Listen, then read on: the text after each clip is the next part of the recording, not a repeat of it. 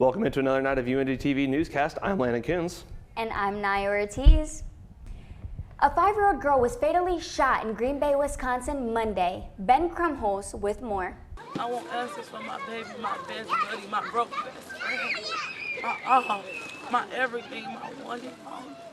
Surrounded by family, friends, and even some strangers, Kayla Evans poured her heart out outside the Amy Street home where police say her 5-year-old daughter, Sky, was fatally shot Monday evening.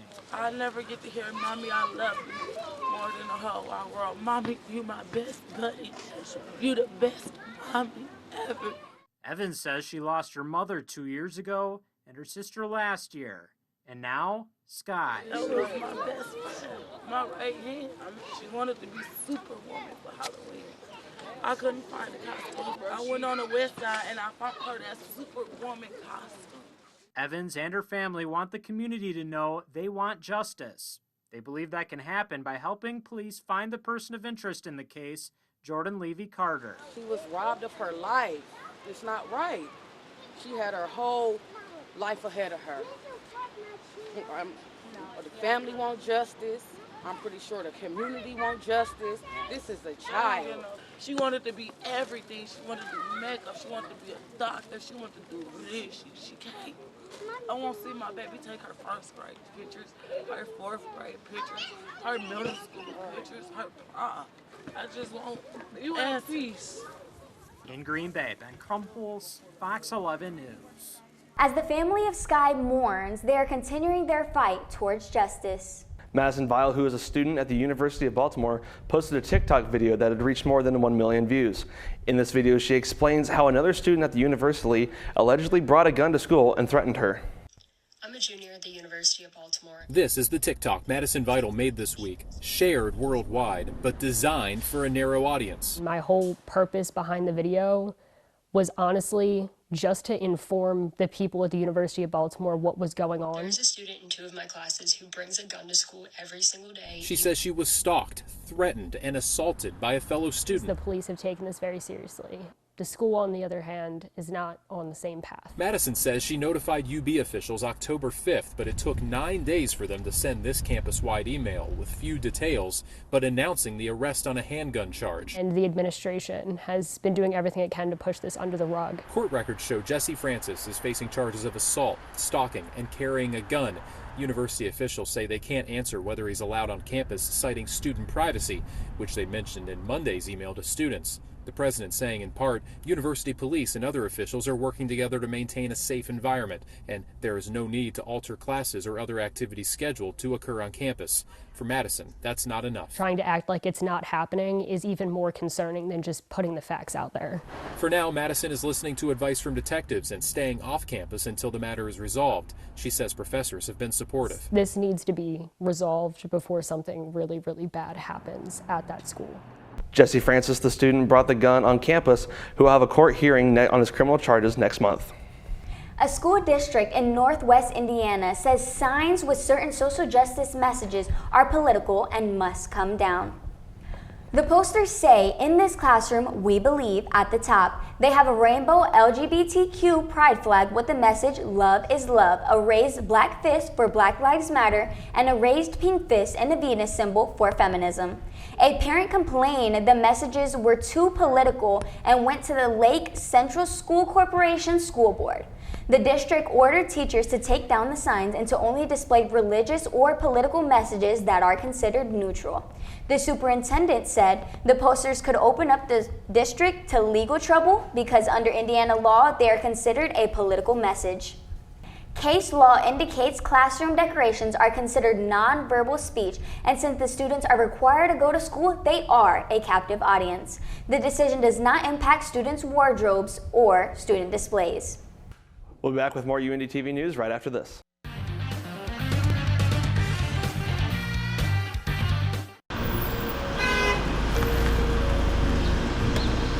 Yes. Sorry, but before we start, you should know our terms and conditions. I'm kind of in a rush. You understand that by using the service, you may be exposed to content that is potentially dangerous, offensive, harmful to minors, unsafe, or otherwise objectionable, and you're using the service at your own risk. What? Let's go. Ride-hail companies typically claim they aren't liable for their drivers. So read the fine print. Always ride responsibly.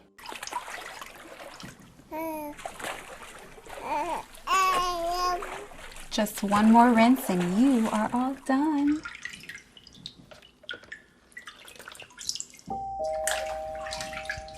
I wonder who that could be. I'll be right back, sweetie.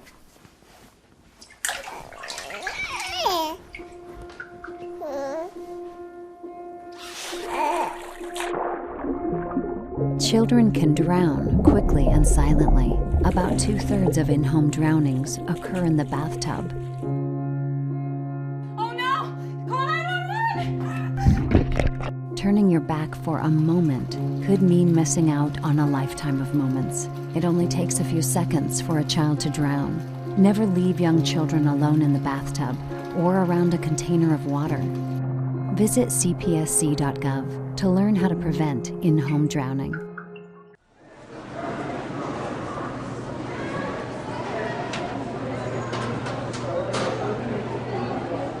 In 4 out of 5 school shootings, the attacker tells someone about it first.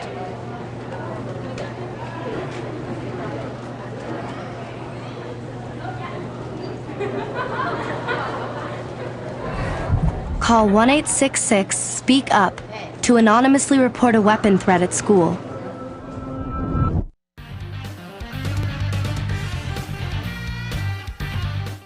Authorities in Northern California have arrested the suspect responsible for 6 murders over the last 6 months. The wife of one of the Stockton serial killer's victims speaks out for the first time about her beloved's death.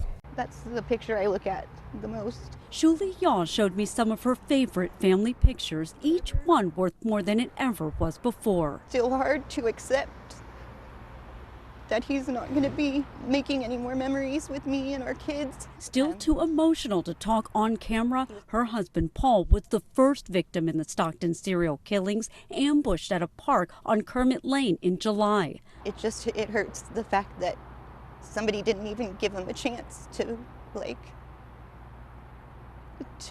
defend himself or anything. Shuli shared 2 children with Paul, her 15-year-old devastated to have lost his dad, who Shuli says was his best friend. Now she hopes out of such grief comes unity. I just hope that this helps people hold their loved ones tighter. It did unify our community, it did unify our city. I talked with Pamela Houston, an advocate with nonprofit Crime Survivors for Safety and Justice. Houston, also a pastor leading this week's city council meeting with prayer, says such fear and loss actually drove the community to come together and track down the suspect. Our hope is that we will continue to move forward unified in any crime, right, in any situation. Hoping the voices that did rise up to bring an arrest will continue making Stockton strong as victims like Shuli remind everyone to honor every day with their loved ones like it's the last. Just know that when they leave to go to the grocery store or to work or just out, there's a chance they won't come back. We will keep you informed on the other family members who speak up about their experience. If you have federal student loans, you may be eligible for thousands of dollars in debt relief according to new program under the Biden administration. Here's the catch. If you don't have those loans, you might be picking up the tab for those who do. StudentAid.gov is now taking debt relief applications from people with federal student loans. To qualify, borrowers must meet certain requirements. But could that extra spending power increase inflation? Some Democrats say no, but the Nonpartisan Committee for a Responsible Federal Budget says yes. It estimates the president's student debt policies altogether could boost inflation between 1.25 points over the next year. Another drawback of his loan initiative is that taxpayers foot the bill. Several lawsuits are challenging this latest student loan forgiveness policy. A U.S. district judge could soon decide whether to temporarily block it.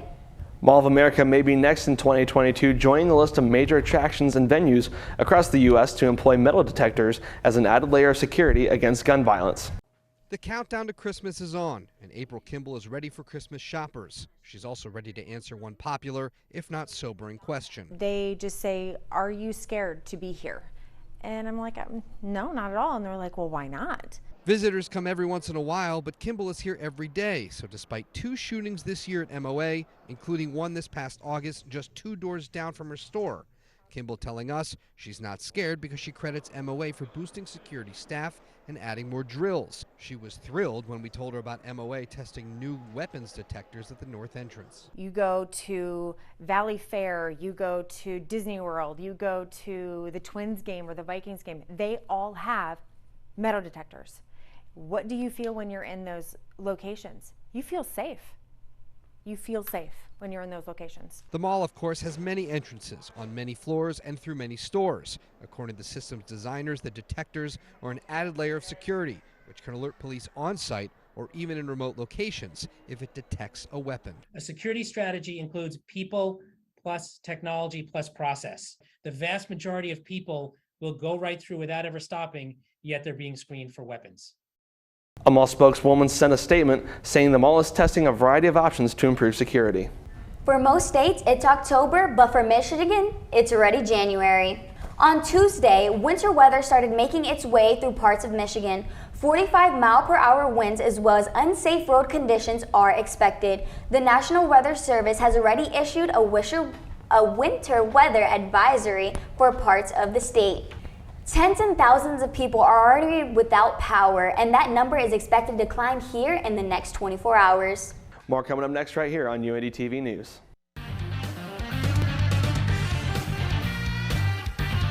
Most people wouldn't hitch a ride with a stranger. Sometimes convenience comes at a price, but the cost should never be your safety. What do you know about your driver? Do you trust him to get you home safely? Do you trust him with your life? 91% of Americans believe that there should be mandatory rules and regulations for drivers of ride-hailing apps. Know your rights. Make the right call when it comes to your safety. 83% of Americans believe that drivers of ride-hailing apps should undergo criminal background checks and should have to pass regular drug testing. All drivers should be properly screened, licensed, and trained. Don't put your safety, your privacy, or your life at risk. Inform yourself about the hazards of digital hitchhiking. Arm yourself with the necessary tools to ride responsibly. Do your research and think before you act. Visit rideresponsibly.org.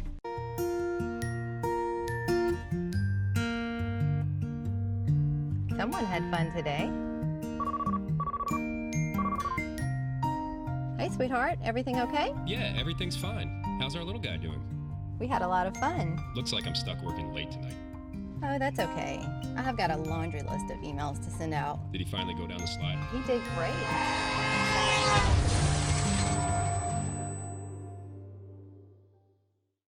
Hi, I'm Greg Grunberg, and there are a lot of things that we could talk about. But there's only one thing that we need to talk about, and that's epilepsy, which is more common than you think. My son lives with epilepsy, just like nearly 3 million Americans, 1/3 of which have uncontrolled seizures. Epilepsy is very misunderstood. Many people living with epilepsy and seizures, they feel isolated and alone, and this has to change. Let's talk about it together. Please learn more by visiting the Epilepsy Foundation at epilepsy.com.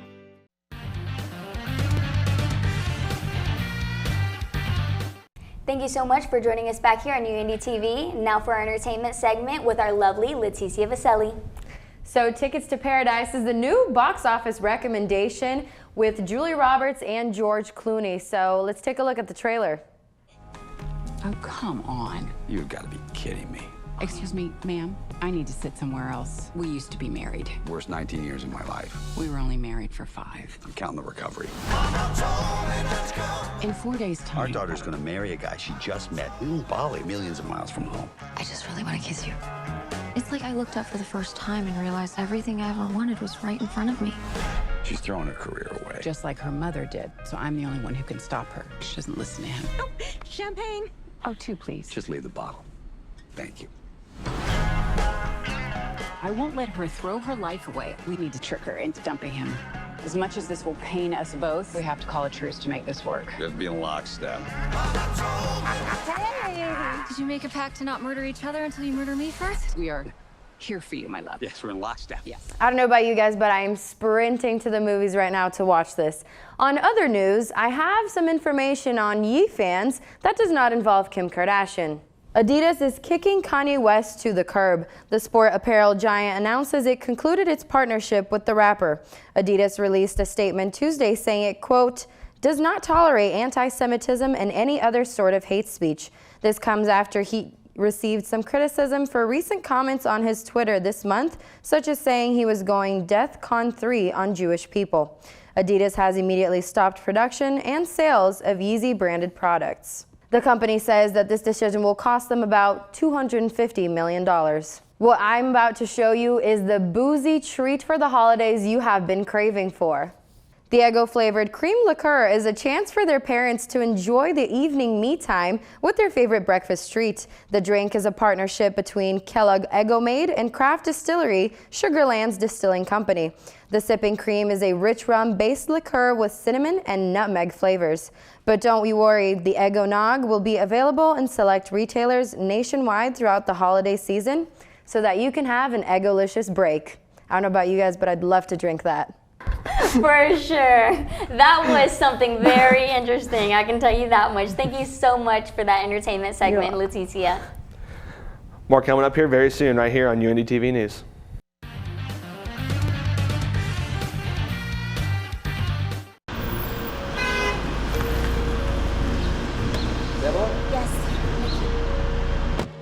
Sorry, but before we start, you should know our terms and conditions. I'm kind of in a rush. You understand that by using the service, you may be exposed to content that is potentially dangerous, offensive, harmful to minors, unsafe, or otherwise objectionable, and you're using the service at your own risk. What? Let's go. Ride-hail companies typically claim they aren't liable for their drivers. So read the fine print. Always ride responsibly.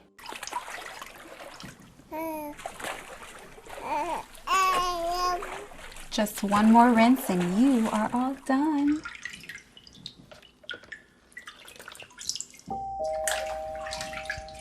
I wonder who that could be. I'll be right back, sweetie.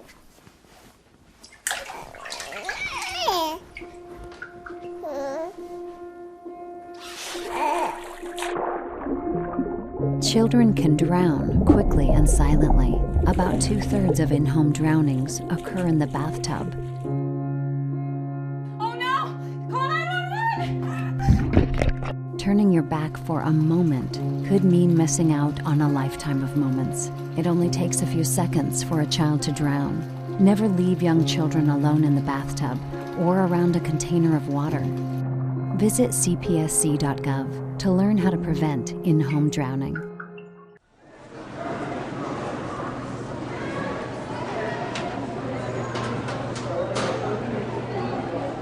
In 4 out of 5 school shootings, the attacker tells someone about it first.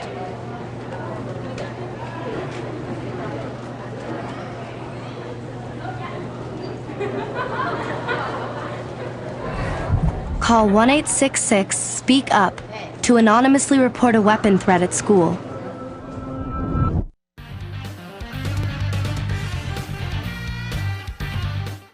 A Connecticut boy is recovering after a backyard bear attack. Luckily, the 10-year-old's family and neighbors were able to scare the bear away. As Marissa Alter reports, the boy's injuries are not too serious. What began as a quiet Sunday morning in Morris took a terrifying turn for a 10-year-old boy when this black bear attacked him in his grandparents' backyard. Jenny Dixon is the director of the Wildlife Division for the Connecticut Department of Energy and Environmental Protection. Black bear, it was an adult male bear, about 250 pounds in weight. The child's grandmother didn't want to go on camera, but told News 12 it happened around 11. Her grandson had gotten off the trampoline when the bear emerged from the woods, latched onto his leg, and tried to drag him away. Her husband, Jim Butler, was out back too, but is in a wheelchair. When Butler saw his grandson in trouble, he rolled over and threw a metal bar at the bear. This is the metal bar Butler used. His wife says it hit the bear on the head, causing the animal to release their grandson. But the bear then grabbed the boy a second time and used its claws to try and roll him over onto his back. A neighbor told News 12 she and her husband were outside at the time and heard the cries for help. Her husband ran over with a pipe and scared the bear off. The bear was still on scene when our environmental conservation police officers arrived, and they did euthanize the bear. The boy was rushed to the hospital where he was treated and released. His grandmother said he suffered 2 puncture wounds to his thigh, bite marks on his foot and ankle, and claw marks on his back. She told News 12 he's doing okay, but obviously traumatized. Deep is now investigating. Dixon says it's likely this bear had been habituated and was used to associating people with food. When those two things combine, it often creates very dangerous situations because bears sort of lose that innate fear of people. They are much more bold. They can sometimes be aggressive. So those are all the kinds of things that we'll be looking at in this case. Deep says more than 60 bear home invasions have been reported so far just this year. Luckily, this one had a safe outcome. A surprise snow day in Minnesota had a Taylors Falls local excited to open the ski season on the anniversary of his wife passing. David Schumann reports. Ralph Endries got his runs in Tuesday. That's what hockey stops are for. He was going to go for a hike. Then he saw that Wild Mountain in Taylors Falls was opening for its first day of the season. My wife used to be an instructor here before she passed away, and this is the anniversary of my wife's passing away, and so this is a hill that she taught on all the time. So I'm just ecstatic to be here and just spending a day playing hooky from the business I run. For the hill to be skiable on this day so unusually early in the year, well, Ralph thinks that may have been some divine intervention. And I'm going to ski here as long as I can ski out here. Music to Nathan Hackseth's ears, the snow sports manager here. Yeah, it's super cool to have winter. I'm super excited. Can't wait. You know, it's early, but won't be long, and it'll be winter again. You know, we prepare all summer long for this day, and we've actually made snow the last 2 nights to get us where we're at today. It's not going to be staying this cold, so it could be a short window this week that the hill stays open. I plan to figure out what the heck I'm doing on these skis in the meantime. Didn't fall. Hey. Connor and Patty made the drive up from the metro. They weren't going to miss this. He just texted me, and like an hour later, we were just on our way. Get the legs back under you, have fun, slide a couple rails, and see some people you haven't seen since last winter. Preparation for the ski and snowboarding season is now fully underway at Wild Mountain, so grab your snowboards and hit the slopes. Wednesday's night's Powerball has crossed the $500 million mark. It's now an estimated $508 million after no ticket matched all 6 numbers in Monday's drawing. The cash value of Wednesday's jackpot is about $256 million. The Powerball jackpot hasn't crossed the $500 million mark since January 5th of this year. That's when tickets in Wisconsin and California split the $632.6 million jackpot. There are draws for the Powerball every Monday, Wednesday, and Saturday nights at 11 p.m. Eastern Time. So get your tickets ready for another drawing tonight. A Massachusetts community connected with a man in the Czech Republic through an unexpected find. The man discovered an American soldier's dog tags buried underground. Mike Sullivan has more on the story. Buried under the ground, lost to time. It may sound like I'm talking about a cemetery, only I'm not, at least not yet. You are in the, let's say, in a forest close to the Pilsen. You know, it's a city in Czech Republic. That's where Yaroslav Shevchik and his family were metal detecting recently. And it's basically the city which was liberated by the American army during the World War II. It's there his mother's detector went off. It was, I don't know, 2-3 centimeters under the ground. A dog tag from World War II. It read Walter I. Chadwick. Immediately know that it was a dog tag from the Second World War because we already found another one. Coincidentally, that tag belonged to a Wakefield man. Naturally, Shevchik posted a picture of Chadwick's tag on the internet. After 2 days of comments, the public pinpointed old documents linking Chadwick to a cemetery. That's right here in New Bedford, St. Mary's Cemetery. Section 13, Row 8, Grave 12. Walter Chadwick. He died in 1955 and is laid to rest next to Julia Chadwick, the woman who applied for his marker. I'm really surprised that you can find so much things on the internet about this one person who was, let's say, almost 100 years ago here in Czechia. If only the internet could deliver the tag back to his family. Sevnik was also able to connect with the family of the American soldier who lost the first set of tags he found. They have since been returned to the family. President Joe Biden announced $2.8 billion in grants for domestic battery supply chains. This is an effort to lower costs amid inflation. The Department of Energy is awarding the grants to manufacturing and processing companies in 12 states. The funds come from a bipartisan infrastructure law passed last year and are expected to also create 8,000 jobs. Officials say this investment is the first of several rounds. In addition, the private sector is expected to match the federal government's investment. The White House also announced the formation of the American Battery Materials Initiative. It's a new effort to secure critical minerals used for power, electricity, and electric vehicles. Officials say the goal to strengthen the supply chain and move the U.S. away from its dependence from China. We'll be back with more right here on UINDY TV.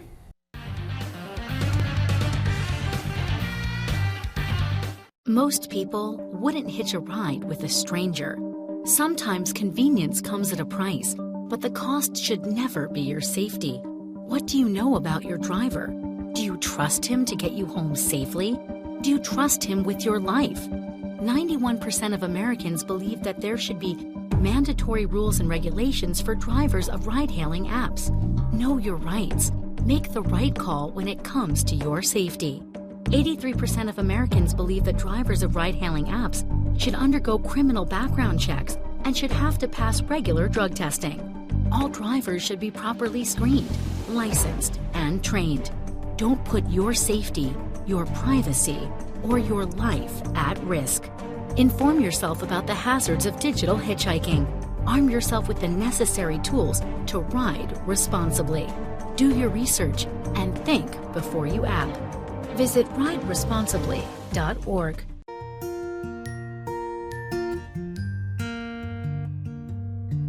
Someone had fun today. Hey, sweetheart, everything okay? Yeah, everything's fine. How's our little guy doing? We had a lot of fun. Looks like I'm stuck working late tonight. Oh, that's okay. I've got a laundry list of emails to send out. Did he finally go down the slide? He did great.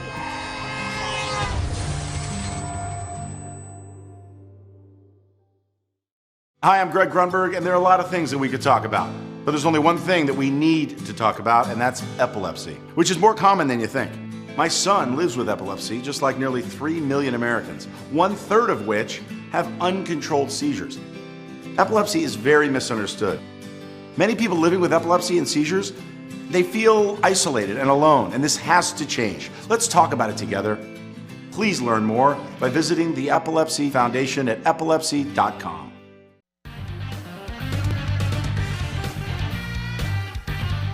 Tiny pink robots are taking over North Carolina's largest city.